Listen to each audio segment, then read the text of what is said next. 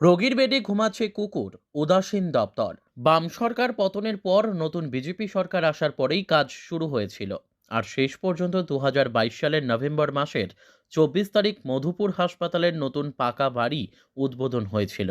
কিন্তু পাকা বাড়ি দাঁড়িয়ে থাকলেও নেই কোনো উন্নত পরিষেবা। এলাকার জনগণ বুক ভেদে আশা নিয়েছিল হয়তো 20 শয্যা বিশিষ্ট হাসপাতাল হলে উন্নত পরিষেবা পাওয়া যাবে।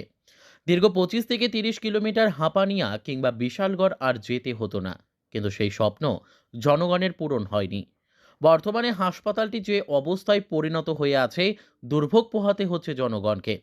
নেই কোনো উন্নত ডাক্তারের কিংবা নার্সের দেখা, কোনো গ্রুপ ডি কর্মী, এমনকি ফার্মাসিস্ট নেই। প্রয়োজন মতো ওষুধ নেই, কোনো নাইট গার্ড, সিকিউরিটি গার্ড দেওয়া হয়নি।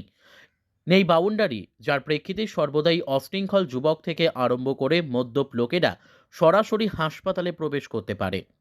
সবচেয়ে আশ্চর্যের বিষয় হলো কোনো নাইট গার্ড কিংবা সিকিউরিটি না থাকার ফলে হাসপাতালের বেডের মধ্যে, অর্থাৎ যেখানে রোগীদের চিকিৎসা করানো হয়, সেই বেডের মধ্যেই ঘুমোচ্ছে কুকুর।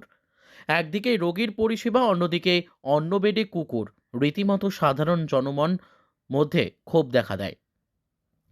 প্রায় সময় বেডের মধ্যে কুকুর ঘুমোতে দেখা যায়। যদিও ডক্টর স্বীকার করেছে সেখানে কোনো নাইট গার্ড কিংবা সিকিউরিটি না থাকার ফলে সেই ঘটনা ঘটছে।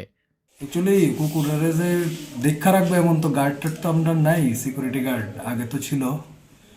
তো এখন উপরে পেশেন্ট থাকলে তো নিচে আর এত স্টাফ থাকে না, সুলভ মাসিকন আর ডিডিএ যারা থাকে।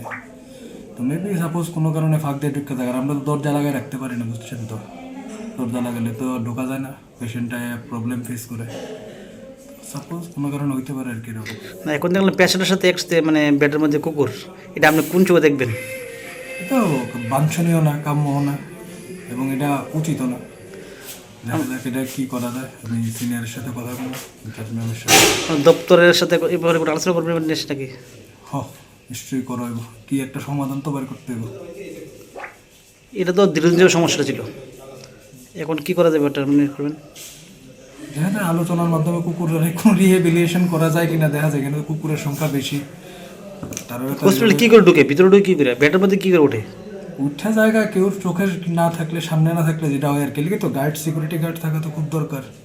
সিকিউরিটি গার্ড তো দীর্ঘদিন ধরে নাই। আমরা তো তাছাড়া নার্স তো ছিল, তাছাড়া অনেক তারা তো উপরে থাকে, নিচে তো নিচে কোন একটা জায়গাতে খালি জায়গা পায় তারা বয়ে রয়েছে কোন ফাঁকে। উপরের থেকে তো নিচে আর করতে পারে না, মনিটরিং তো হয় না। উপরে তো পেশেন্ট থাকে, এখানেই বিজি থাকে বেশিরভাগ। এই কারণে। নামটা? আমার নাম ডক্টর রজত ভৌমিক। আমি কি দেখতেছেন এখানে? আমি medical officer. Bureau report, news daily Bharat.